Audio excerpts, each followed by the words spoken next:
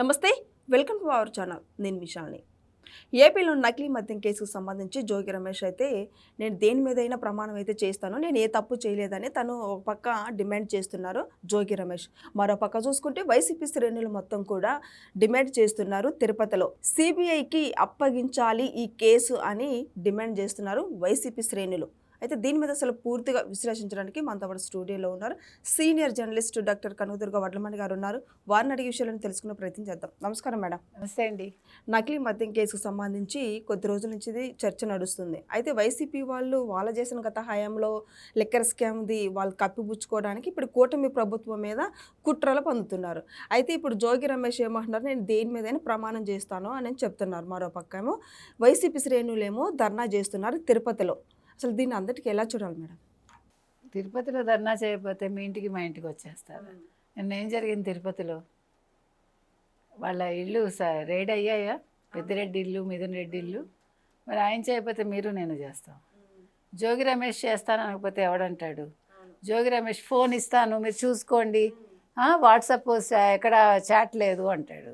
అవును, చిన్నపిల్లలకే తెలుసు ఈ రోజుల్లో. ఇప్పుడు డేటా ఒకవేళ మిస్ అయిపోతే దాన్ని ఎట్లా రిట్రీవ్ చేయాలని. కాబట్టి ఇవన్నీ కూడా వీళ్ళు పక్కదారి పట్టించడానికి. నిన్న మరి పెద్దిరెడ్డి ఇంట్లో జరిగింది కదా, సోదాలు జరిగాయి కదా, వాటిని పక్కదారి ఎలా పట్టించాలి? ఇలా పట్టించాలి. ఇప్పుడు సిబిఐ విచారణ ఎందుకు మీకు? సిట్ ఇంత బ్రహ్మాండంగా చేస్తుంది కాబట్టి ఇవాళ జైల్లో ఉన్న వాళ్ళు బయటికి రాగలుగుతున్నారా? ఇప్పుడు మిథున్ రెడ్డి బయటకు వచ్చాడు, వచ్చాక సిట్టు విచారణ కరెక్ట్గానే వెళ్తుంది కదా, ఈడీ సోదాలు కరెక్ట్గానే అవుతున్నాయి కదా. మరి నా 15 కోట్లు 25 కోట్లు ఎందుకు వెళ్ళాయో చెప్పమానండి పెద్దిరెడ్డిని. ఏ కంపెనీలోకి వెళ్ళాయి, ఎందుకు వెళ్ళాయి, అది లిక్కర్ సొమ్మా కాదా? మీరు ఆన్లైన్ పేమెంట్స్ తీసుకోకుండా క్యాష్ అండ్ క్యారీ విధానంలో తీసుకునే డబ్బా కాదా చెప్పమానండి. నిన్న అవి జరిగాయి కాబట్టే దాన్ని పక్కదారి పట్టించడం కోసం, ప్రజల దృష్టి మళ్లించడం కోసం ఇవాళ వైసీపీ శ్రేణులు, లేదంటే ముఖ్యంగా పెద్దిరెడ్డి, నారాయణ స్వామి, భూమన కూర్చుని అక్కడ ధర్నా చేస్తున్నారు. అందుకని వాళ్ళ ధర్నాల గురించి మనం మాట్లాడుకోవడం టైం వేస్ట్. ఇవాళ ఆంధ్రప్రదేశ్లో మీరు మాట్లాడుకోవాలంటే ఒక గూగుల్ ఏఐ డేటా సెంటర్ గురించి మాట్లాడాలి.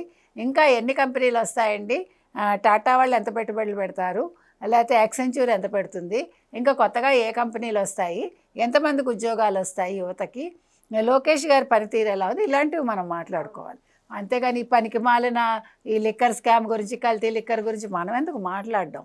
వాళ్ళు జోగి రమేష్ ఇవాళ ఛాలెంజ్ అయిపోతే ఏం చేస్తాడు? భయపడి చస్తున్నాడు అక్కడ. జనార్దన్ రావు అనేవాడు నిజాలు కక్కుతాడని కల్లో కూడా ఊహించలేదు కదా. జోగి రమేష్కి ఏం పని ఉందని మొన్న వెళ్ళి ఎక్సైజ్ వాళ్ళకి ఇన్ఫామ్ చేసి తనెందుకు మొలకల చెరువు దగ్గర హడావిడి చేశాడు, ఆ మద్యం బాటిల్స్ దొరికిన చోట. ఇబ్రహీంపట్నానికి వెళ్ళి ఎందుకు వీరంగం వేశాడు? కాబట్టి అతనికి తెలుసు, అతనే చేశాడు, అతనే చేయించాడు. వైసీపీ మీద వచ్చిన మచ్చ ఏదో తొలగించాలనుకున్నాడో, లేకపోతే జగన్మోహన్ రెడ్డి కళ్ళలో ఆనందం చూడాలనుకున్నాడో, లేదు రానున్న రోజుల్లో ఏదో ఆయన 2.0 ముఖ్యమంత్రి అన్నాడు కదా, నాకు ఏదైనా ఒక మంత్రి పదవి ఇస్తాడని అనుకున్నాడో, ఏదో మొత్తానికి పప్పులో కాలేశాడు ఆయన, తప్పులో కాలేశాడు చెప్పాలంటే. కాబట్టి ఇవాళ విషయాలన్నీ బయటకు వచ్చాయి. మీరు మీ ఫోన్ ఇచ్చిన అంతకంటే ముందు యాక్చువల్గా ఈ జనార్దన్ రావు చెప్పకముందే సిట్ వాళ్ళు విచారణ అంతా ముగించాకే ఈ కేసు గుట్టంతా రట్టు చేసి అందులో మీ ఇన్వాల్వ్మెంట్ ఏంటో వాళ్ళు తెలుసుకున్నాకే ఇంత జరిగింది. ఆ విషయం తెలుసుకోమనండి ముందు. అందుకని ఇవాళ వీళ్ళు హడావిడి చేస్తారు, ఎందుకు చేయరు మేడం? ఇప్పుడు ఈ నకిలీ మద్యం సంబంధించి వైసీపీ వాళ్ళందరూ కుట్రంతా బయటపడుతుందని వాళ్ళు ధర్నాలు చేస్తున్నారంటారా మేడం? అంతే కదండి. ఇవాళ ఇప్పుడు జోగి రమేష్ ఏం చెప్పాడు, అంతకుముందు మీరు సౌత్ ఆఫ్రికాలో ఎలా చేశారో, మన హయాంలో 2019 నుంచి 24 వరకు ఎలా జరిగిందో అలాగే నువ్వు ఇక్కడ చెయ్యి, నేను వాళ్ళకి ఇన్ఫామ్ చేసి తెలుగుదేశం మీద వేస్తాను నిందా, నువ్వు 24వ తారీఖు నువ్వు సౌత్ ఆఫ్రికా వెళ్ళిపో అని చెప్పాడు కదా. ఇది కరెక్టే కదా. సెప్టెంబర్ 20 కలిశాడు కదా, సెప్టెంబర్ 23 మాట్లాడాడు కదా, 24 ఇతను సౌత్ ఆఫ్రికా వెళ్ళాడు కదా. ఇది కాదని చెప్పమానండి. ఇప్పుడు గూగుల్ టేక్అవుట్ ద్వారా అన్నీ వచ్చాయి కదా మన విషయాలు, అలాగే ఇది వస్తుంది. ఇది ఆల్రెడీ వాళ్ళ దగ్గర వివరాలు ఉన్నాయి. ఇతను కొత్తగా దాన్ని డెలీట్ చేసేసి నా ఫోన్ తీసుకోండి అంటే నమ్మడానికి ఎవడు పిచ్చాళ్ళు లేరు. ఇప్పుడు గూగుల్ ఏ డేటా సెంటరే రాగాలేంది, ఈ విషయాలన్నీ ఎంత అవన్నీ చిన్న విషయాలు ఇవన్నీ. ఇవాళ టెక్నాలజీ ఎంత దూరం వెళ్ళిందో అందరూ చూస్తున్నారు. ఇవాళ ప్రతి ఒక్కదాన్ని కూడా మళ్ళీ వెనక్కి తీసుకురావచ్చు పోయిన దాన్ని, పోయిన డేటాని. కాబట్టి ఇవాళ జోగి రమేష్ కొత్తగా వచ్చి నాటకాలు ఆడి మీరు ఏ దేవుడి దగ్గరికి రమ్మంటే ఆ దేవుడి దగ్గరికి వస్తాను, కనకదుర్గమ్మ మీద నేను ప్రమాణం చేస్తాను. ఏ రోజుల్లో ఉన్నావు జోగి రమేష్? అంటే మీ కళంకాన్ని తీసుకెళ్ళి దేవుడికి కూడా అంటగడతారా మీరు?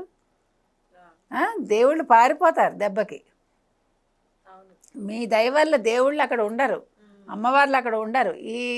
ఇలాంటి అబద్ధాల కోర్లు, ఇలాంటి ఇంకా ఇంతకంటే మాటలు రావట్లేదు నాకు, ఇలాంటి వాళ్ళు ఉన్నప్పుడు నేను ఎందుకు ఈ రాష్ట్రంలో ఉండడం అనుకుంటారు.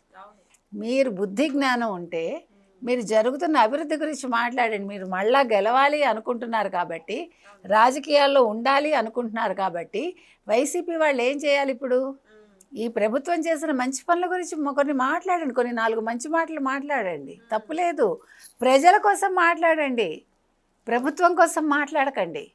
చంద్రబాబు నాయుడు గారి కోసం మాట్లాడద్దు, లోకేష్ కోసం మాట్లాడద్దు, మీ కోసం మీరు మాట్లాడుకోండి, మీ ఉనికి కోసం మాట్లాడండి. లేకపోతే అసలు మళ్ళీ రాష్ట్రంలో కూడా ఉండనివ్వకుండా తరివి కొడతారు ప్రజలు. ప్రజలు ప్రాణాలతో చెలగాటం ఆడుతున్నారని చెప్తున్నారు మేడం ధర్నా. అదే చెప్తున్నాను, వాళ్ళు ఆడుతూ నాటకాలు ఎలా ఆడుతున్నారో చూడండి. వాళ్ళు పెద్దిరెడ్డి ఏం మాట్లాడుతున్నాడు? ప్రతి 4 బాటిల్స్కి 1 బాటిల్ చీప్ లిక్కర్ ఉందిట. నీకు ఎలా తెలుసు చీప్ లిక్కర్ ఉందని? నువ్వు చేయబట్టే కదా తెలిసింది నీకు. ఇప్పుడు ఆ చీప్ లిక్కర్ వ్యవహారం మీరు చేసిందే కదా, కాబట్టి నువ్వు మాట్లాడతావు, నీకు కరెక్ట్గా తెలుస్తాయి ఎన్ని బాటిల్స్ మంచివి, ఎన్ని బాటిల్స్ చీప్ లిక్కర్ ఉంది, ఎన్ని నకిలీ మధ్య ఉన్నాయి. నీకు తెలియకపోతే తెలుగుదేశం వాళ్ళకి లేకపోతే జనసేనక తెలుస్తాయి. ఆయన కరెక్ట్గా ఆయన గురించి ఆయన చెప్పుకున్నాడు ఇవాళ. అందుకని ఇవాళ పెద్దిరెడ్డి మాట్లాడిన దాంట్లో ఆయన గురించి నిజాలు ఆయన మాట్లాడాడు. లిక్కర్ స్కామ్కి సంబంధించి వాళ్ళు ఏం చేశారో ఏం చేస్తున్నారో ఆయన చెప్పాడు. మేడం ఇప్పుడు లిక్కర్ స్కామ్ సంబంధించి పెద్దిరెడ్డి ఫ్యామిలీ మొత్తం కూడా ఇంకా ఉచ్చు బిగించబోతున్న సమాచారం. ఎందుకంటే పెద్దిరెడ్డి భార్య కావచ్చు, ఇటు మిథున్ రెడ్డి భార్య కావచ్చు, వాళ్ళు కూడా ఈ కేసులో ఇన్వాల్వ్ అయి ఉన్నారనే సమాచారం వస్తుంది. అవును, ఇప్పుడు వాళ్ళ పేరు మీద కంపెనీలు ఉన్నప్పుడు, డబ్బులు వాళ్ళ కంపెనీలోకి వచ్చినప్పుడు మరి వాళ్ళు అక్యూజ్డ్ అవుతారుగా. కాబట్టి మొత్తం ఫ్యామిలీ ఉప్మా తిన్నట్టుగా ఫ్యామిలీ వెళ్ళి ఆల్రెడీ రాజమండ్రిలో మన కాపురం పెట్టాడు కదా, ఇప్పుడు జైల్లో కాపురాలు పెట్టండి అంతే. మొత్తం ఫ్యామిలీ వెళ్ళి జైల్లో ఉండండి, రాజమండ్రి జైల్లో. Thank you madam.